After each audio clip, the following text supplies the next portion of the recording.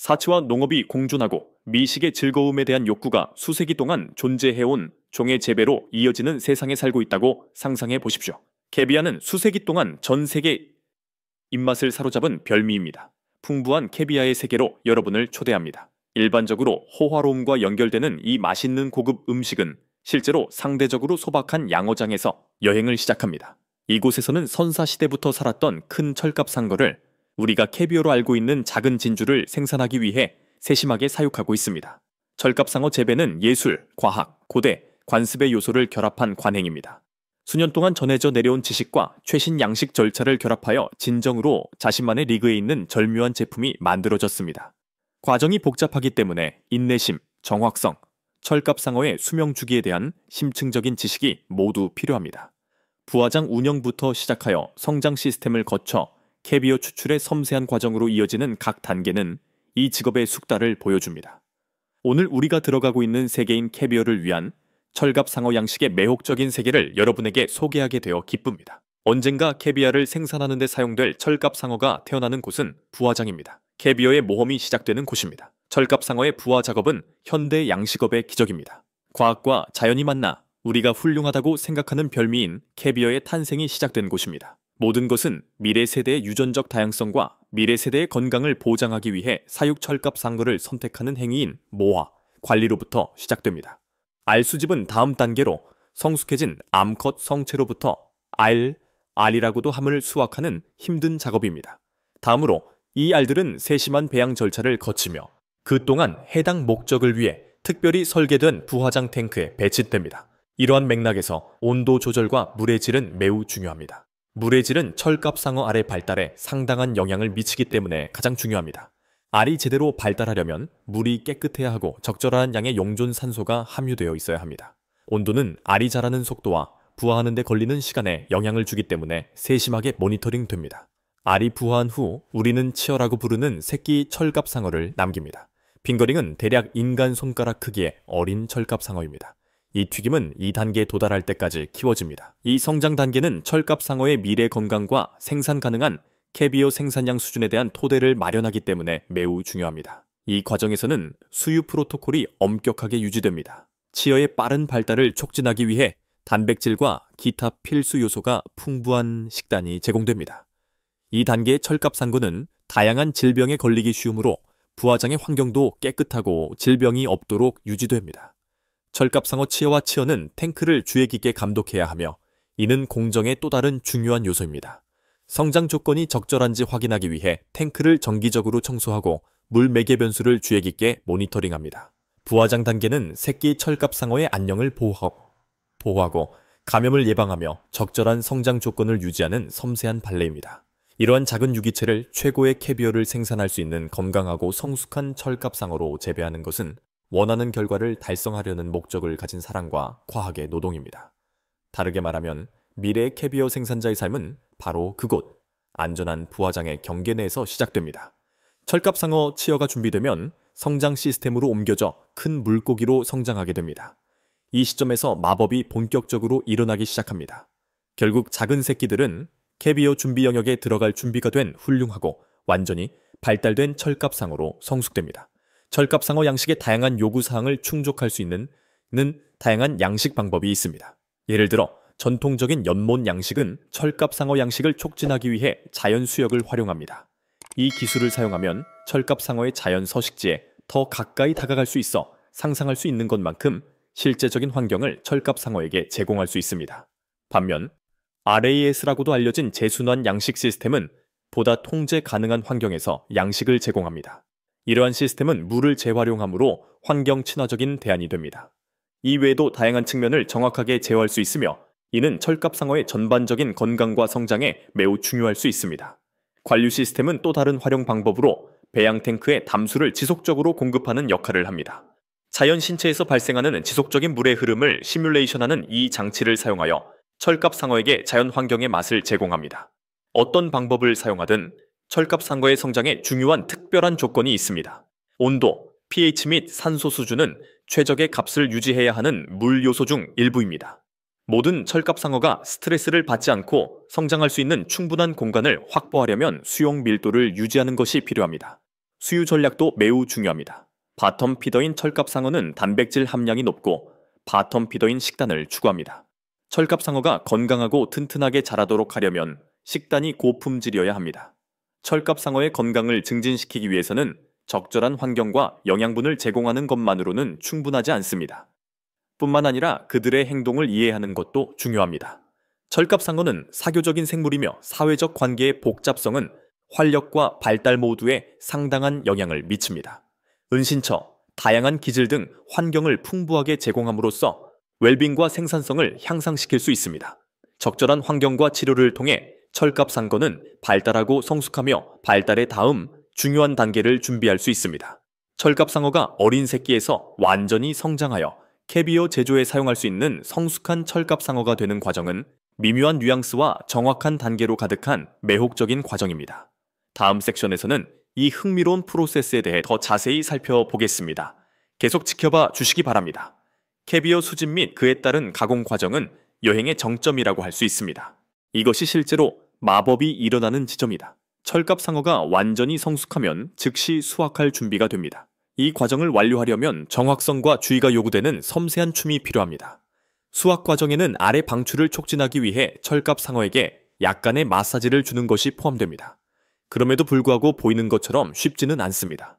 생선이 손상되지 않고 가장 익은 시점에 계란을 채취하려면 유능한 손과 지식이 풍부한 눈이 필요합니다. 계란을 수집한 후에는 존재할 수 있는 오염 물질을 제거하기 위해 세심한 주의를 기울여 채질합니다. 이 단계에서는 최종 제품의 전반적인 품질이 결정되는 매우 중요한 단계입니다.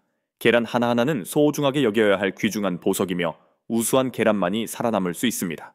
캐비어 생산 과정에서 가장 중요한 부분인 경화 단계가 그 다음입니다. 계란은 고유한 맛을 끌어내기 위해 전통적으로 계란에 소금을 거의 넣지 않습니다. 여기에는 미묘한 균형이 있습니다. 소금의 양이 너무 많으면 계란의 미묘한 맛이 흐려질 수 있고 양이 부족하면 요리가 맛 없어질 수 있습니다. 계란 전체에 소금이 고르게 분포되도록 하기 위해 계란을 부드럽게 휘젓습니다. 치료된 후 알은 일정 기간 동안 성숙됩니다. 이때 캐비어가 특유의 풍미와 질감을 만들어내기 시작합니다.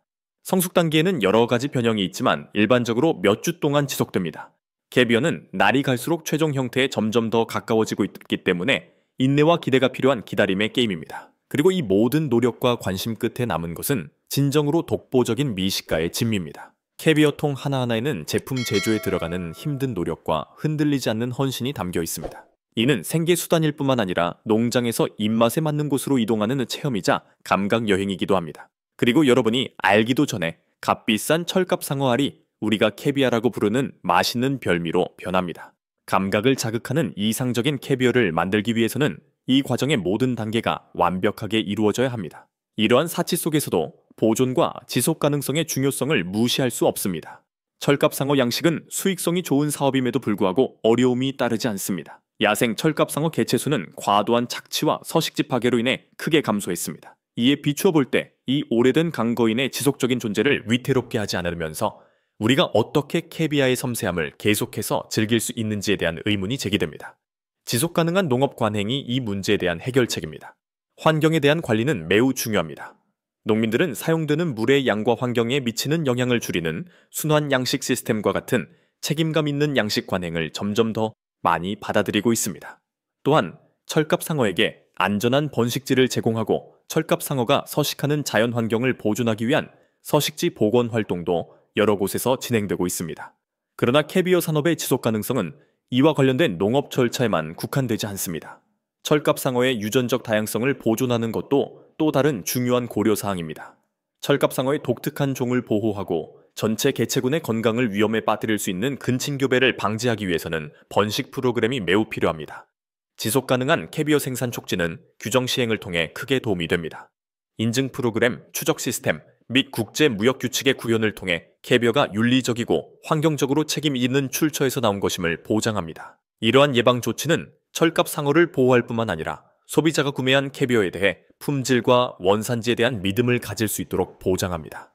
지역사회의 참여와 대중의 인식은 모두 똑같이 중요합니다. 보존된 철갑상어의 중요성과 지속 가능한 방식으로 생산되는 캐비어의 가치에 대해 사람들에게 교육한다면 책임감 있는 소비자 행동을 장려하고 이 아름다운 생물에 대한 감상 문화를 조성할 수 있습니다.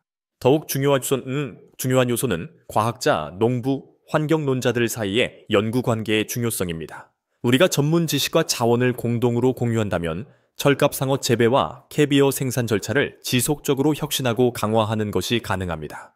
우리는 캐비어의 맛을 즐기는 동시에 환경과 이 아름다운 종에 대한 책임이 있다는 것을 잊지 마십시오. 지속 가능한 캐비어를 선택할 때 우리는 사치를 누리는 것뿐만 아니라 우리는 또한 우리 강과 바다의 건강은 물론 오래된 종의 보존에도 기여하고 있습니다. 따라서 다음에 맛있는 캐비어 한 스푼을 드실 때 이는 단순한 진미일 뿐만 아니라 환경 친화적인 미래에 대한 우리의 헌신을 보여주는 것임을 명심하십시오. 여행은 꽤 길었지, 그렇지? 우리는 철갑상어를 알부터 치어까지 키우는 부화장 운영을 시작으로 복잡한 철갑상어 양식 세계를 성공적으로 탐색했습니다. 이를 통해 캐비어 통조림부터 철갑상어 부화장 제품까지 모든 것을 생산할 수 있었습니다. 철갑상어 알의 효과적인 성장은 물의 질, 온도 조절, 먹이 요법 등 다양한 요인에 의해 영향을 받을 수 있습니다. 다음으로 우리는 성장 시스템으로 전환하여 철갑상어의 성장과 건강을 촉진할 수 있는 잠재력을 가진 다양한 조건에 대한 이해를 얻었습니다. 흐름 시스템, 연못 양식 및 재순환 양식 시스템은 모두 철갑상어 양식의 독특한 방법입니다. 이러한 각 방법에는 고유한 장점과 단점이 있습니다. 많은 노력 끝에 마침내 우리는 수확 기술부터 계란 추출 및 경화 방법까지 모든 것을 포함하는 캐비어 가공 기술을 마스터할 수 있었습니다. 또한 보존 및 지속 가능성 계획의 이행을 통해 희귀한 철갑상어 개체수와 그들이 살고 있는 사료고온 환경을 보호하는 것의 중요성을 간과해서는 안 됩니다. 캐비어 한 숟갈 한 스푼에는 자연의 은혜에 대한 인내와 보살핌, 경외심이 담겨 있다는 점을 항상 명심하세요.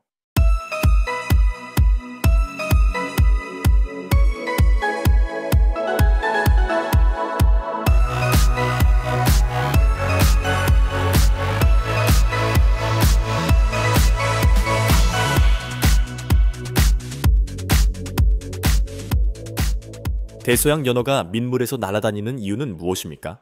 산란하고 다시 산란하기 위해 민물 강으로 들어가는 연어가 강에 먹이를 주지 않을 때 파리나 미끼를 먹는 이유는 항상 흥미로운 주제였습니다. 모든 대서양 연어는 주로 페로 제도와 그린란드 근처 또는 도중에 영양이 풍부한 해양 먹이를 먹습니다. 그렇다면 왜 이들이 파리나 미끼를 먹게 될까요? 스코틀랜드 강에서 연어 낚시꾼들이 접할 수 있는 연어의 종류가 다양하기 때문에 이 주제에 대한 나의 개인적인 생각은 다양합니다. 첫 번째 유형의 연어는 최근에 강으로 뛰어들어 여전히 바다 먹이를 붙잡고 있는 연어 또는 더 오래 거주하며 기민하고 파리를 잡을 수 있는 올바른 정신 상태에 있는 연어에서 가장 쉽게 식별됩니다. 이 물고기들은 아직 예리한 바다 사냥 기술을 차단하지 않았거나 무언가로 인해 반응적인 정신 상태가 되었기 때문에 견고한 연어 파리 조사가 이루어지며 이는 항상 이 연어 중 하나와 연결되었다는 신호입니다. 결과적으로 이 물고기는 잡기가 가장 쉽습니다. 연어가 민물 강 서식지에 서식하는 물고기로 자리 잡게 되면 연어를 잡는 것이 훨씬 더 어려워질 수 있습니다. 연어 어부들이 일주일 중 대부분의 날 강에 있기 때문에 이 물고기들은 파리와 미끼를 보는 데 익숙하며 이는 일반적으로 교육을 잘 받았다는 것을 의미합니다. 이러한 일상적인 공격은 종종 사람들을 완전히 놀라게 할 수 있으므로 사람들이 반응하도록 강요하기 위해 다양한 전략을 사용하는 것이 필요한 경우가 많습니다. 따뜻한 물 조건에서 연어가 수영장 깊숙이 있을 때 이와 같은 연어를 잡는데 효과적인 전략 중 하나는 무거운 싱커로 연어 사이에서 플라이를 낚고 불규칙한 파리 움직임을 만드는 것입니다. 이는 일반 어부가 만드는 지루하고 정상보다 높은 스윙 동작과 플라이를 구별하기 위해 수행됩니다. 파리를 깊고 불규칙하게 헤엄치면 그렇지 않으면 무심코 씹어먹을 송어를 설득할 수 있는 경우가 많습니다. 송어가 파리에 관심이 없을 때만 파리를 물는 경우도 있습니다. 이는 파리가 자신이 있는 장소에 너무 가까이 헤엄칠 때 발생하는 영토 공격의 한 형태입니다. 이 행동은 송어가 강에서 보내는 초기 몇 년 동안 발생하며 이 기간 동안 그들은 극도로 영토를 갖고 다른 송어와 약 1야드의 거리를 유지합니다.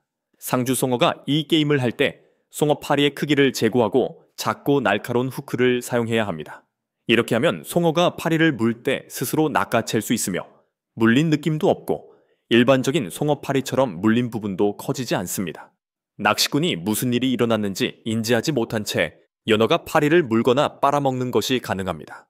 나는 수년에 걸쳐 폴라로이드를 가지고 높은 둑 관찰 장소에서 이런 종류의 행동을 목격했으며 낚시꾼에게 언제 조여야 하는지에 대한 정확한 지침을 제공할 기회를 가졌습니다.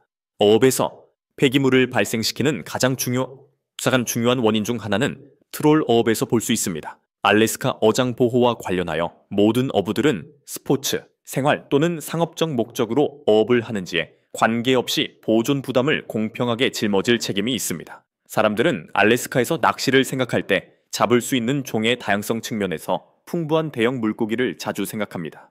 비록 이 위대한 땅에 아직 훌륭한 어장이 남아있다 하더라도 많은 베테랑 선장들은 물고기가 많았고 상상할 수 있는 모든 종류의 물고기가 있었던 시절에 대한 즐거운 추억을 가지고 있습니다. 일부 이야기는 다른 물고기 이야기와 같은 방식으로 간주되어야 한다는 사실에도 불구하고 알래스카의 상징적인 물고기 중 일부는 분명히 2030년 전만큼 거대하거나 다산적이지 않다는 사실에 공통점이 있는 것 같습니다. 더 작은 크기와 더 적은 양에 대한 이러한 주장은 현재 이용 가능한 데이터에 의해 뒷받침됩니다. 이러한 하락을 주도하는 요인에 대해서는 누구도 합의에 도달하는 것이 불가능하며 해결책을 찾아낸다고 하더라도 추가적인 질문이 제기되는 것 같습니다. 대자연이 훼손될 때마다 확정적으로 판단할 수 있는 는 거의 없습니다. 인구 감소에 기여하는 변수는 거의 항상 여러 가지가 있으며 그중 다수는 인간이 통제할 수 없는 요인의 결과입니다. 기후 변화에 대한 논쟁에서 어느 입장에 서든 관계없이 우리가 기후 변화를 관찰하고 있다는 사실을 망각하려면 동굴에 살아야 할 것입니다. 이는 태초부터 일련의 변화를 겪어온 자연스러운 과정이며 특정 환경적 틈새 환경에 국한된 종들에게 파괴적인 영향을 미칠 가능성이 있습니다. 앞서 언급한 완견어와 첨연어의 감소, 베링의 남부에게 개체수의 재앙적 붕괴도 기후변화에 기인한 것으로 지목됨했다. 그들의 쇠퇴에 기여한 단일 요소는 어느 정도입니까? 이것은 사실이 아니지만 나는 그것이 그들의 인구를 안정시키거나 인간으로서의 현재 접촉 수준을 유지하는 데 도움이 되었다고 믿지 않습니다. 우리는 기후 주기와 그것이 무엇을 하는지, 무엇을 하지 않는지에 대해 거의 통제할 수 없지만 다양한 종과 상호작용하는 방식에 대한 권한은 있습니다. 지속 한계의 변화는 숫자가 증가하든 감소하든 관계없이 우리가 목표로 하는 종의 숫자에 변화가 있을 때마다 모든 어부들이 발견할 수 있습니다. 현실적으로 불가능하다고 해도 수많은 종의 개체수가 감소하고 있어 스포츠 낚시꾼과 낚시로 생계를 유지하는 사람들이 고통받고 있는 요즘이다. 종의 개체수가 감소할 때마다 보존의 책임은 스포츠 선수들의 어깨에 끊임없이 지워지는 것처럼 보입니다. 1파운드의 물고기를 잡는 어부가 국가 경제에 중요한 기여를 한다는 사실에도 불구하고 그들의 정치적 기여가 그들의 육체만큼 가치가 있을 가능성은 거의 없습니다. 특히 껍질이 붙어 있는 상태에서 연어를 요리하는 과정은 충분히 자주 수행하지 않으면 위험한 작업이 될 수 있습니다. 이 육즙이 풍부한 생선을 너무 익히면 연어가 잘 알려진 바삭바삭한 껍질이 되기보다는 생선이 질기거나 건조해지거나 껍질이 매우 보기 흉해지게 될 수 있습니다. 그러나 연어를 요리할 때 우리 모두가 저지르는 가장 일반적인 실수를 피하는 것이 가능하며 이러한 문제를 피하는 첫 번째 단계는 연어를 조심스럽게 자르는 것입니다. 연어를 최대한 바삭하게 만들려면 껍질이 아래로 향하도록 시작하지 마세요. 연어 껍질에는 많은 유익한 오일이 들어있기 때문에 연어 껍질을 적절하게 요리하는 방법을 이해하는 것이 그에 따른 모든 이점을 얻는데 필수적입니다. 닭고기를 원하는 것과 마찬가지로 껍질도 정말 바삭하고 맛있습니다. 연어 껍질 부분이 아래로 향하도록 튀기기 시작하고 연어가 황금빛 갈색이 되고 어느 정도 구워지고 바삭해질 때까지 계속 요리합니다. 그런 다음 연어를 구워서 요리를 마무리하면 훌륭한 식사 경험이 될 것입니다. 필레의 껍질이 벗겨져 있는 경우 껍질이 바삭해질 만큼 온도가 높아야 하지만 고기에서 자주 쏟아지는 흰색 표백제는 보고 싶지 않습니다. 이 표백제는 해롭지는 않지만 확실히 흡수력은 없습니다. 단백질이 쏟아져 나온다는 것은 생선을 조리하는 온도가 너무 높음을 의미하며 생선이 건조해질 수도 있음을 의미합니다. 버너 위에서 모든 것을 중저온 또는 더 나은 온도로 유지한 다음 모든 것을 뜨거운 오븐으로 옮겨 더욱 일관되고 균일한 온도를 제공하는 분위기에서 요리를 완료합니다. 연어는 고기이기 때문에 고기 온도계를 사용하여 생선 내부가 원하는 대로 익었는지 확인해야 합니다. 생선이 원하는 온도에 도달하기 약 5도 전에 오븐에서 꺼내서 5분 동안 놓아두었다가 서빙하세요. 이는 고기와 마찬가지로 생선에도 조리된 부분이 남아있기 때문입니다. 하임리 기술을 수행하는 것은 저녁을 망치는 가장 효과적인 방법입니다. 일부 물고기의 쌀에는 작은 핀뼈가 박혀 있을 수 있는데 이는 선택한 절개 부위에 따라 해로울 수 있습니다. 운 좋게도 핀셋이나 니들 노즈 플라이어를 사용하여 제거하는 것이 어렵지 않으며 필렛의 살쪽 아래로 손바닥을 양방향으로 밀어서 느끼면 쉽게 찾을 수 있습니다. 일반적으로 안전상의 이유로 이 추가 단계를 수행하는 것이 좋습니다. 그럼에도 불구하고 생선을 꺼낼 시간이 없다면 최소한 손님에게 생선을 제공할 때 뼈가 생길 수 있다는 점을 알려야 합니다. 가벼운 저녁 식사임에도 불구하고 이것이 지방 섭취가 필요하지 않다는 의미는 아닙니다. 지방을 사용하면 생선의 맛이 좋아질 뿐만 아니라 생선이 조리기구에 갇히는 것을 방지할 수 있습니다. 생선은 매우 연약한 경우가 많으므로 조심하지 않으면 열에 노출되면 빨리 열리고 익을 수 있습니다. 생선을 요리하는 데 사용되는 상당량의 지방을 생선이 흡수하는 것을 방지하려면 그릴이나 삼나무판에 투명한 네일 오일을 발라야 합니다. 맛보기가 더 쉬울 것이고 생선은 그대로 유지됩니다. 바닥 트롤 어업으로 알려진 인기 있는 산업 어업이 있는데 여기에는 무거운 그물, 거대한 금속문, 사슬을 해저를 가로질러 끌어서 물고기를 모으는 작업이 포함됩니다.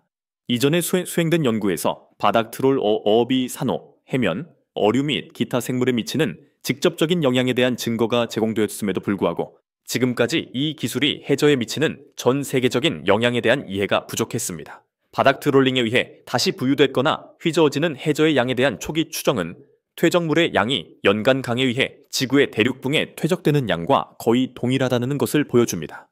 바닥 트롤 어업이 대륙붕 서식지는 물론 해저 및 주변 외해 생태계에 미치는 환경 영향을 분석하기 위해서는 지역적, 전 세계적으로 재현탁된 퇴적물의 범위를 포괄적으로 이해하는 것이 중요합니다. 과학자들은 파도나 해류와 같은 자연적인 재현탁 원인과 저층 트롤링에 의해 생성되는 재현탁을 비교했습니다. 또한 그들은 바닥 트롤 어업의 결과를 문서화하기 위해 해저를 보고 접근할 수 있는 새로운 방법을 발견했습니다. 어선의 저인망 어업 개념도로서 물속을 이동하는 바의 뒤에 그물과 금속판이 해저 위로 끌려가는 모습을 묘사합니다.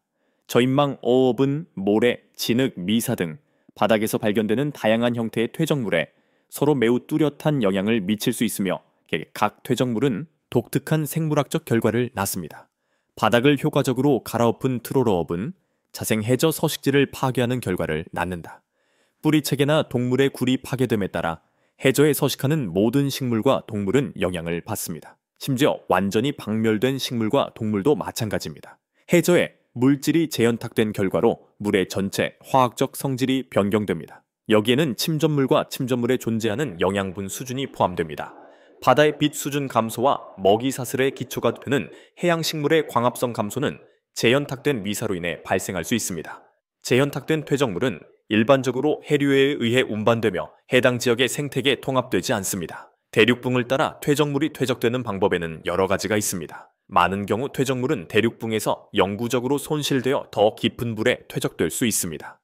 해저의 일부 지역이 부드러운 진흙 상태에서 맨바위 상태로 변하는 것은 퇴적물에서 발견되는 종에게 치명적일 수 있습니다. 저인망 어업은 모래, 진흙, 암석 등의 물리적 환경을 변화시킬 수 있는 잠재력을 갖고 있으며 이는 종의 풍부함과 서식지 지역의 복잡성에 직접적인 영향을 미칠 수 있습니다. 연어를 준비하려면 종이 타월로 연어 필레의 양면을 가볍게 두드려준 후 테두리가 있는 베이킹 시트에 올려서 준비하세요. 각각 2테이블스푼씩 사용하는 것을 권장하지만 연어 양에 따라 필요에 양을 조절하시면 됩니다. 익천 A부분 동안 담그세요. 절반에서 2파운드의 생선을 뺀 것입니다. 여분의 물과 습기를 제거하기 위해 생선을 실온에 1015분 동안 놓아두어야 합니다.